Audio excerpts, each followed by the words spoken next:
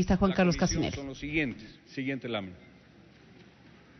Primero, los asambleístas del Movimiento País, más de las 3/4 partes que conforman la presente asamblea, presentaron una propuesta de enmienda constitucional ante la Corte el 26 de junio del 2014. Este trámite fue admitido por la Corte Constitucional, cuyo Pleno emitió un dictamen el 31 de octubre del 2014. La Asamblea fue notificada con el dictamen y el Consejo de Administración Legislativa creó la Comisión Especializada Ocasional para el tratamiento de la solicitud de enmienda constitucional el 6 de noviembre del 2014.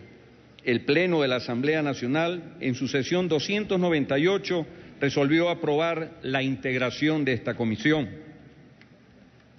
En su sesión de instalación, la Comisión Ocasional designó a su presidente y vicepresidente y se abocó conocimiento de la resolución del Consejo de Administración Legislativa, la propuesta de enmienda constitucional y también del dictamen de la Corte Constitucional el 13 de noviembre del 2014.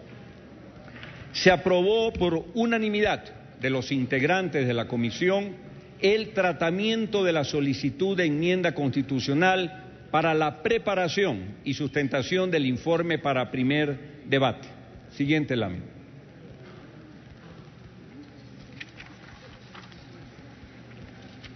En ese orden de situaciones es importante hacer algunas referencias. Primero, la de la legitimidad, el poder constituyente. Es importante indicar que el derecho constitucional concibe en términos generales al poder constituyente como aquel que es capaz de instituir la norma suprema de un ordenamiento jurídico que posteriormente, conforme se está tratando en el Pleno de esta Asamblea, puede ser objeto de modificaciones o enmiendas, mientras que el poder constituido doctrinariamente se denomina poder constituido a todo poder legal, es decir, conferido y regulado por normas positivas vigentes, como es el caso de la función legislativa. Siguiente lámina. La Constitución de la República, en el artículo 441, concerniente a la reforma constitucional, determina los presupuestos jurídicos y fácticos para emprender un trámite de enmienda. Es decir, contempla el mecanismo jurídico mediante el cual el poder constituyente originario, que fue la Asamblea Constituyente, da el paso al poder constituyente derivado, que es la Asamblea Nacional, con el propósito de realizar reformas al texto constitucional. Esta invocada disposición constitucional prevé que la enmienda de uno o varios artículos de la Carta Magna procede en tanto no altere su estructura fundamental, no altere su carácter y los elementos constitutivos del Estado y no establezca restricciones a los derechos y garantías, o no modifique el procedimiento de reforma de la Constitución. Siguiente. Esto que he indicado es lo que ha sido analizado por la Corte Constitucional y sobre lo cual se ha emitido un dictamen obligatorio, vinculante, donde se ha establecido la vía de la enmienda, porque precisamente no se altera ninguno de los preceptos antes indicados. Y en el mismo artículo 441 de la Constitución se precisa que si la enmienda se realiza por iniciativa del órgano legislativo a solicitud de un número no inferior a la tercera parte de los miembros de la Asamblea Nacional, este proyecto se debe discutir en 2 debates, aquí en el Pleno de la Asamblea, mediando 12 meses entre el primero y segundo debate.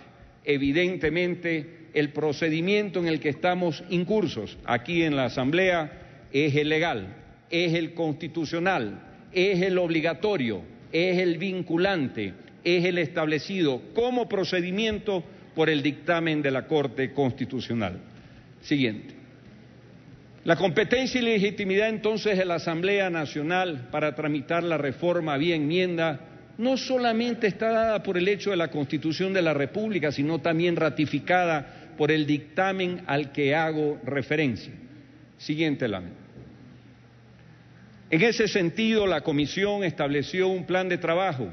El Consejo de Administración Legislativa nos otorgó hasta 30 días para emitir un informe de primer debate y decidimos tratarlo en función de varios temas: gobiernos autónomos descentralizados, reelección, reducción de edad para ser candidato a presidente o presidente, Fuerzas Armadas, Contraloría General del Estado, Defensoría del Pueblo, temas laborales, seguridad social, comunicación. Siguiente. Y así, con la consulta popular, el artículo conocido, donde se agrega al final del inciso tercero, suprímase el signo gramatical, y en la B se pone por en el inciso cuarto, suprímase la frase sobre cualquier asunto. Como este tema del informe que les hemos pasado y del conocimiento es de manejo general de los miembros de la Asamblea, paso a la siguiente lámina. Y es importante hablar de por qué se habla de una precisión del mecanismo de consulta popular. Esta propuesta de enmienda tiene por objeto precisar ese mecanismo en los gobiernos autónomos descentralizados, dentro de las competencias establecidas para cada nivel de gobierno, de tal forma que no exista confusión de lo que puede un gobierno autónomo consultar, que no vaya a ser tan general que vaya en su momento a afectar a otro gobierno autónomo en algo donde no se tiene ningún tipo de competencia. Las frases que sean de competencia del correspondiente nivel de gobierno no hace otra cosa en esta propuesta de enmienda que mejorar la funcionalidad y aplicabilidad de la norma. Lo que buscan estas enmiendas, las 16, y cada una de las que voy a desarrollar en mi intervención, no es otra cosa que mejorar, que empoderar de una mejor manera a los ecuatorianos y ecuatorianas de esos derechos que están consagrados en la Constitución. Al suprimirse la frase sobre cualquier asunto, bajo ningún punto de vista se está coartando la legitimidad democrática de los gobiernos autónomos descentralizados tienen para convocar a consulta popular. Lo que se hace en todo momento es clarificar y precisar la norma. Siguiente. En cuanto a las competencias de educación y salud, el artículo 12 tiene la propuesta en el artículo 261, numeral 6, donde se dice que inclúyase la siguiente frase: en consecuencia, planificar, construir y mantener la infraestructura física y los equipamientos correspondientes. Y concomitante con eso, el artículo 13, en el artículo 264, se sustituye el numeral 7 por el texto: planificar, construir y mantener la infraestructura física y los equipamientos en los espacios públicos destinados al desarrollo social, cultural y deportivo de acuerdo con la ley, previa autorización del ente rector de la política pública. Podrán construirse y mantenerse las infraestructuras físicas y los equipamientos de salud y educación. Siguiente lámina. Esta propuesta busca que los ciudadanos alcancen de forma plena su derecho a la salud y a la educación, porque no es igual la situación de todos los gobiernos autónomos descentralizados. Es más, la inequidad era total antes de este gobierno, donde definitivamente 30 años atrás no se hacía un solo colegio fiscal en la República del Ecuador.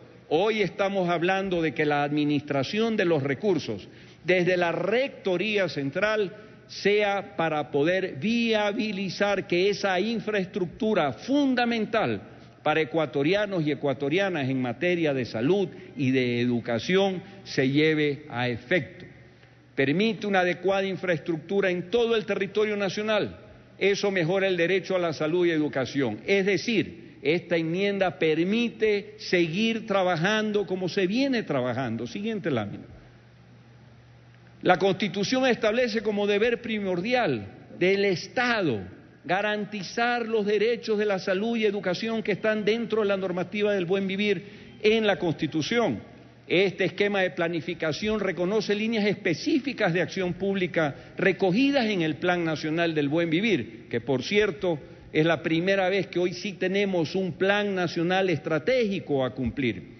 Ambos sectores, educación y salud, han elevado el número de partidas. Hay más profesores y más médicos con mejores salarios, pero lo más importante, lo que es fundamental y de lo que trata de precisar esta enmienda es la necesidad de canalizar adecuadamente esa gran inversión en infraestructura física y equipos que se tiene que dar y que no necesariamente lo pueden hacer en la mayoría de los casos los gobiernos autónomos descentralizados. Siguiente. Un ejemplo de lo que en educación se puede hacer cuando existe realmente esta concurrencia y esta responsabilidad en el tema de infraestructura. 79 centros infantiles del Buen Vivir, unidades educativas del Milenio y Colegio Réplica, creación de 4 universidades especializadas, temas de becarios, pero lo más importante, lo fundamental para el futuro del país, una inversión en educación, en infraestructura, que en este momento, a través de la precisión de la enmienda, podría mejorarse sustancialmente. Siguiente lámina. Hospitales, centros de salud, se han eliminado una serie de costos de consultas médicas, pero lo fundamental, esas fotos que no son modelos a escala de nada, sino que son la realidad que se plasma en todo el país, es fundamental para la salud y para la educación que se sigan replicando en debida forma.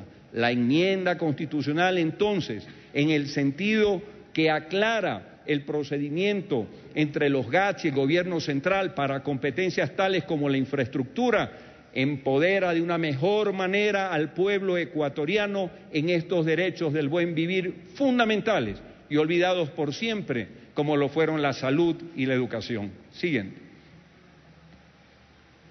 Y para que tengan una idea de que esto no se concentra ni se puede concentrar en la discusión desde la óptica de ciudades grandes en población, como lo pueden ser Guayaquil, Quito o Cuenca, unidades educativas del milenio como aquellas que se han construido en Otavalo, San Lorenzo, Cotacachi, Cuyabeno, Suchufindi y Esmeraldas, posiblemente no hubieran sido posible realizarlas si no hay esa decisión política desde el Estado, pero definitivamente muy complicado y casi imposible sería hacerlas si es que son derivadas a los GATS, si que exista una coordinación adecuada desde el gobierno central. Siguiente. Si los gobiernos municipales autónomos siguen manteniendo una construcción de escuelas, de colegios, de hospitales y centros de salud de forma desarticulada, si siguen entregando tablets, entonces los únicos afectados serán los ciudadanos.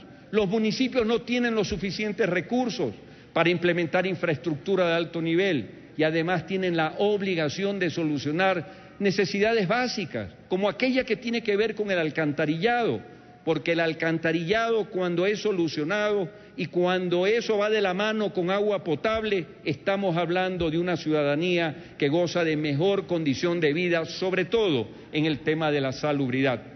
Pablo Rodríguez, representante de la AME, cuando compareció a la comisión dijo: la mayoría de municipios, casi el 80%, son de escasos recursos económicos y por el momento yo creo, dice él, hago la cita, que a los municipios nos corresponde enfocarnos a las necesidades básicas, primarias y urgentes que requieren las ciudades. Entonces, no se está a través de esta enmienda eliminando ninguna competencia, sino aclarando que la rectoría está a cargo del Estado central, que debe coordinar y autorizar a los gobiernos municipales la construcción y mantenimiento de la infraestructura física en salud y educación, porque no hay cosa más irresponsable que construir, inaugurar, implementar y no mantener. Eso sería un gran riesgo hacia el futuro.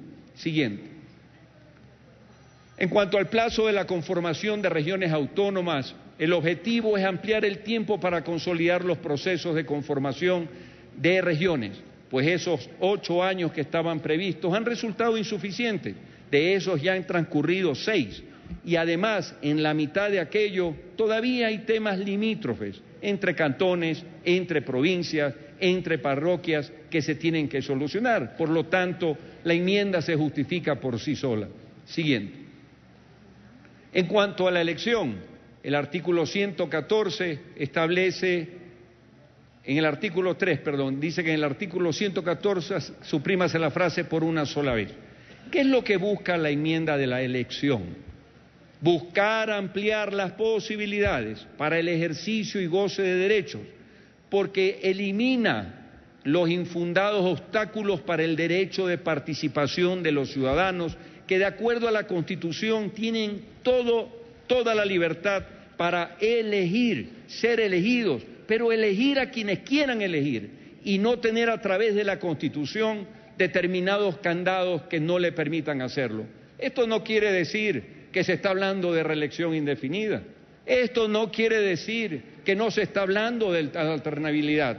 Aquí lo que se dice claramente es que el pueblo ecuatoriano es el único que tiene la potestad de impulsar aquellas candidaturas que considere que le son representativas en función de su propio bienestar.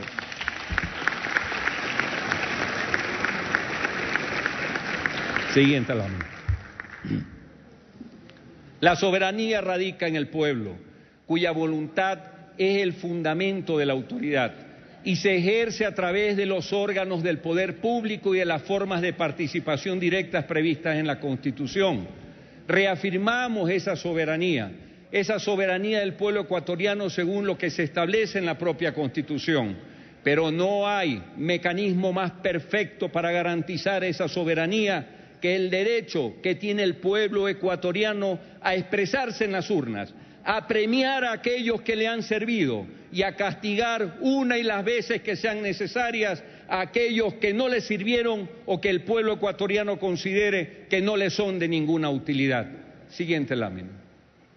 La aplicación del derecho de participación, entonces, la Constitución en el artículo 61 es clara, porque a veces se pretende, para desvirtuar o deslegitimar esto que se propone como enmienda, se pretende ver aisladamente la Constitución.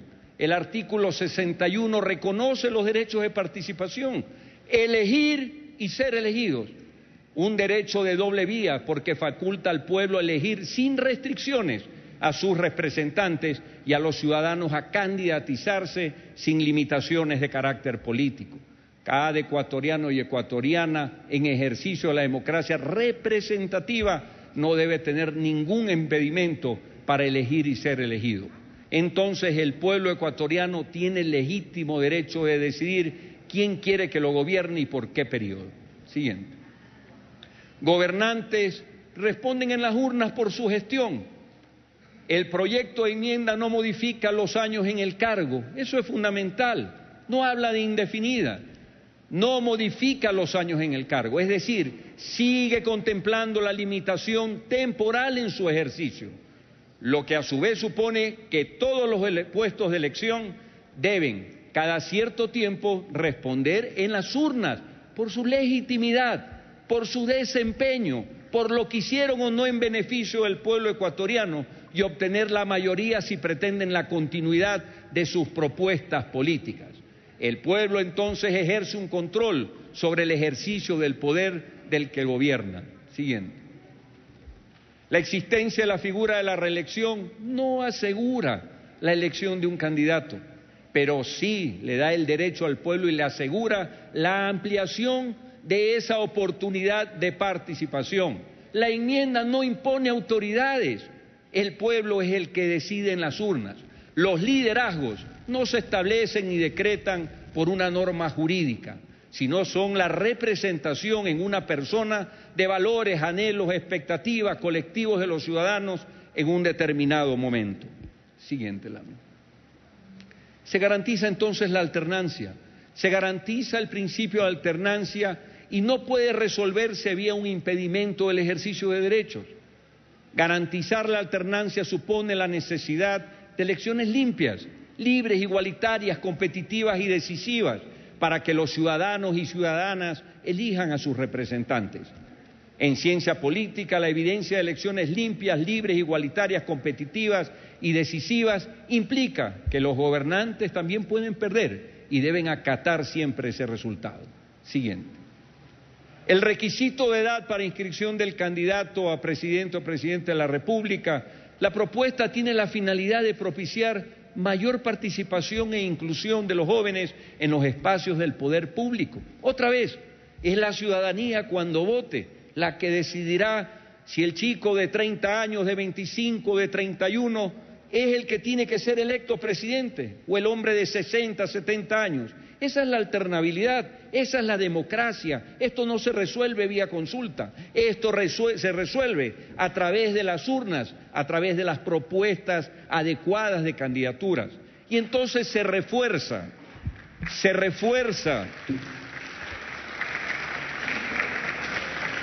la participación ciudadana respecto a elegir y ser elegido. Siguiente lámina.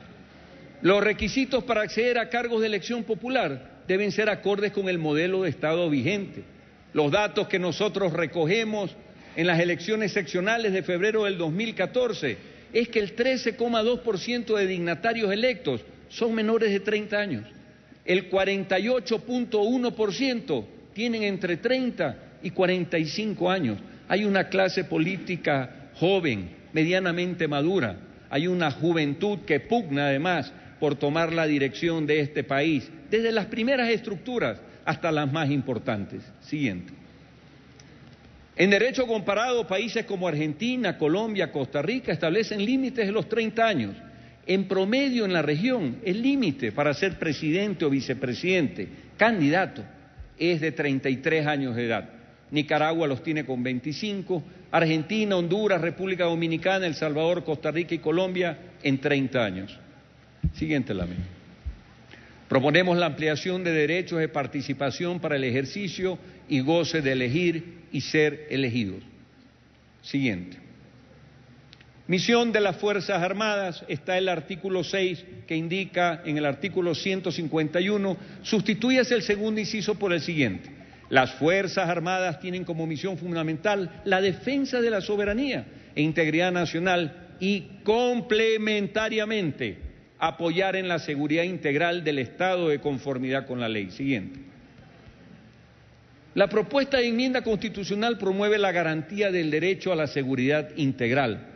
Ya no solamente es la seguridad de las fronteras, ya no solamente es la seguridad del territorio. Las Fuerzas Armadas hoy cumplen un rol mucho más fundamental, esa seguridad integral consagrada definitivamente como el derecho de los ciudadanos a ser atendidos. En esa función de complementariedad, las Fuerzas Armadas contribuirán en la seguridad integral de los ecuatorianos, sin que se afecte su estructura y las funciones de defensa externa del Ecuador. Solo para tener una idea, hoy un submarino como el Shiri 2, que ya se encuentra habilitado para resguardar nuestras fronteras marítimas, a más de aquello, tiene instalados los sistemas de radar más modernos para detectar un tsunami e inmediatamente comunicarse con algo que antes no existía, que tiene que ver también con la seguridad integral, con el ECU 911 y poder prevenir a los perfiles costaneros de eventuales tragedias. Hoy existe una complementariedad entre el trabajo de la policía y de las Fuerzas Armadas. Si no, preguntemos a nuestros ciudadanos y ciudadanas de la Amazonía, ¿cuál es el rol principal que tienen las Fuerzas Armadas independientemente del control que pueden tener de frontera? Si no es el de coadyuvar con la Policía Nacional a instituciones como las que tienen que ver con salud, con movilidad, con desplazamientos, con atención a la ciudadanía. Siguiente. Competencia de la Contraloría General del Estado. Ni de lejos, esta enmienda pretende quitarle algún tipo de control necesario a esta entidad. Lo que sí pretende la enmienda es darle a través de la Constitución Política de la República una claridad a la norma, porque si no podríamos caer, si no tenemos una claridad en la norma, en temas tan complicados como que si pensáramos que de no aprobar las 10 leyes que estaban propuestas para este semestre, estaríamos nosotros siendo glosados por la Contraloría porque no cumplimos la gestión o el plan de trabajo. Y entonces la enmienda lo que busca no es quitarle poder a la Contraloría, a través de la claridad en las expresiones que se deben de incorporar a través de la enmienda, se le está dando precisamente lo contrario, un empoderamiento adecuado. Es eso lo que busca la enmienda en relación con este tema. Siguiente presentación. Las auditorías de gestión no son el objetivo principal que corresponde a la Contraloría. Eso lo dijo el decano de la Facultad de Jurisprudencia y Ciencias Sociales de la Universidad de Guayaquil. Tal vez no sea el término de gestión a discutir, tal vez tengamos que revisar otra terminología para precisar eso. Eso está dentro del escenario, de la discusión que se tienen que dar en los próximos 12 meses con posterioridad a este debate, no solamente en este tema, sino en todos aquellos que han sido propuestos como enmienda. Siguiente. La Defensoría del Pueblo y su estructura. Lo que se busca es que los ecuatorianos y ecuatorianas tengan un delegado de la Defensoría del Pueblo más cerca de ellos. Y el modelo que se propone a través de la enmienda es que sea el que se utiliza para los temas relacionados con el Consejo de la Judicatura, que ya se lo prevé de una manera regional y no de una manera provincial. Un mayor empoderamiento para los ecuatorianos. Lo importante es entender si ese mecanismo de enmienda, en la forma que está propuesto, es lo ideal, es lo más óptimo, porque lo que nadie va a dudar es que nuevamente esta enmienda, al igual que las otras, busca darle a los ecuatorianos y ecuatorianas ese derecho, y uno de esos derechos es tener la posibilidad que a través de la Defensoría del Pueblo puedan proteger y defender aquello que la Constitución les consagra. Siguiente lámina. La Constitución no establece un criterio técnico para establecer la estructura desconcentrada. Es por eso que es fundamental poder argumentar en debida forma. Y la función judicial, como indicaba, puede ser uno de los mecanismos, modelos y canales apropiados a través del esquema de regionalización del Estado. Siguiente lámina. Obreras y obreros del sector público. Las obreras y obreros del sector público que antes de la entrada en vigencia de la presente enmienda constitucional se encuentren sujetos al Código del Trabajo mantendrán los derechos garantizados por este cuerpo legal. Primero, una disposición transitoria que no permite de ninguna manera que los derechos ya adquiridos hasta ahora por los obreros del sector público puedan ser alterados, de ninguna manera. Pero sí prevé unos beneficios que esos obreros del sector público aparentemente hoy no los tienen. Siguiente lámina. Por ejemplo, en el servicio público y la carrera administrativa, que no está comprendida en aquellos obreros del sector público sujetos al contrato de trabajo, lo cual parece que fuera un juego de palabras y una contradicción, pero el servicio público y la carrera administrativa propende al desarrollo profesional, técnico y personal de las y los servidores públicos para lograr el permanente mejoramiento, eficiencia, eficacia, calidad, productividad del Estado. Eso que se hace a través del servicio público no está contemplado en el régimen del contrato del Código de Trabajo.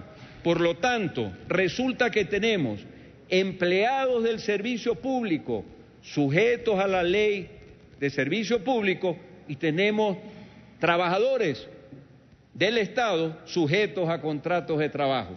Como que entre unos y otros existiera algún tipo de diferencia para que se hubiera hecho esta clasificación. Como que si los empleados fueran más producto en su labor del intelecto y capacidad y los trabajadores tal vez de su fuerza. Y de esa manera, un poco hasta perversa, se les ha quitado a los trabajadores del servicio público una serie de derechos como los que paso a enumerar. Siguiente lámina. Siguiente lámina. Siguiente lámina, por favor. Estabilidad.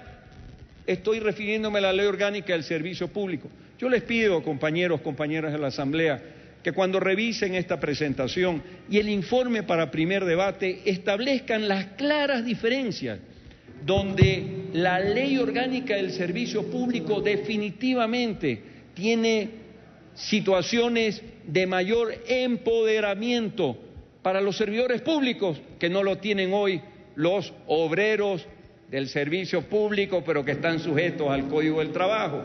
Estabilidad, jubilación, comparen esto que les voy diciendo, tomen nota de los artículos, hagan la revisión, tenemos 12 meses para discutirlo, pero vamos a encontrar que las diferencias son sustanciales y entonces hay un sector que ha sido perjudicado. Estabilidad, jubilación, derecho irrenunciable a asociarse, vacaciones y permisos, comisiones de servicio, formación y capacitación. Todo eso está en la Ley Orgánica de Servicio Público. Tiene un minuto, asambleísta. Voy concluyendo. Siguiente, por favor. Siguiente lámina. En seguridad social, lo de provisionales, que tiene que ver definitivamente con un mal uso del texto, a previsionales. Siguiente. Siguiente, por favor.